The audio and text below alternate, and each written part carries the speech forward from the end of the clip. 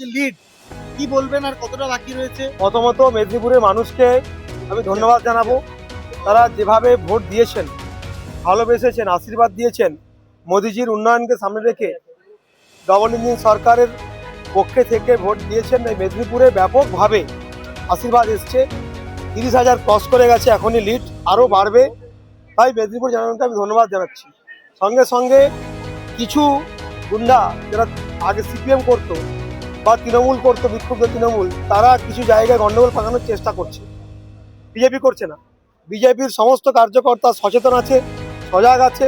আমি প্রার্থী হিসাবে রাজ্যের নির্দেশে আমি বলছি, কোনোভাবে কোনো জায়গায় কোনো অশান্তি বরদাস্ত হবে না।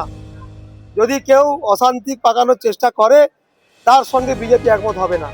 বিজেপির স্ট্যান্ড পয়েন্ট একটাই, শান্তি বজায় রাখা, আদর্শ নীতি এবং মোদিজির যে কথা সেটা বজায় রেখে আমাদের পার্টির যে স্ট্যান্ড পয়েন্ট সেটাকে রাজ্য সভাপতির কথা, এলওপির কথাকে সামনে রেখে আমরা এগোবো। তাই যারা কিছু লোক এই ঘোলা জলে মাছ ধরতে নেমেছেন, তাদেরকে বলবো দয়া করে তৃণমূলের কালচারের সঙ্গে বিজেপির কালচার মিলাবেন না। বিজেপির কালচার আলাদা। এই বাংলায় ডক্টর শ্যামাপ্রসাদ মুখোপাধ্যায়ের যে ভূমি, সেই ভূমিকে নমন জানিয়ে আমি বলছি, বিজেপি তার নীতি, আদর্শ এবং শান্তি শৃঙ্খলা সব জায়গায় বজায় রাখবে।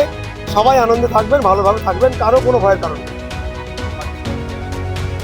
একদম রবীন্দ্রসঙ্গীত, নজরুল সঙ্গীত, গীতি এবং আমাদের বঙ্কিমচন্দ্র, শরৎচন্দ্র, রবি ঠাকুর এগুলোই চলবে। মানুষ মাছ ভাত সবাই খাবে, আমিও মাছ ভাত সবাই খাবো, চিন্তা করবেন না।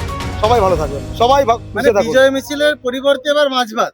সব কিছু ভালো থাকুন। বিজয় মিছিল পার্টি স্ট্যান্ড পয়েন্ট যেভাবে হবে সেভাবে হবে, কিন্তু কোনোভাবেই পার্টি স্ট্যান্ড পয়েন্ট একটাই, আমাদের কালচার, আমাদের সংস্কৃতি একদম নিট অ্যান্ড ক্লিন, শান্তি শৃঙ্খলা, ডেভেলপমেন্ট, মোদিজি আদর্শ নীতিকে সামনে রেখে আমরা এগোবো।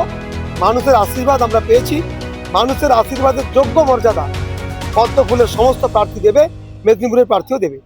ঠিক আছে, ওকে, চলো।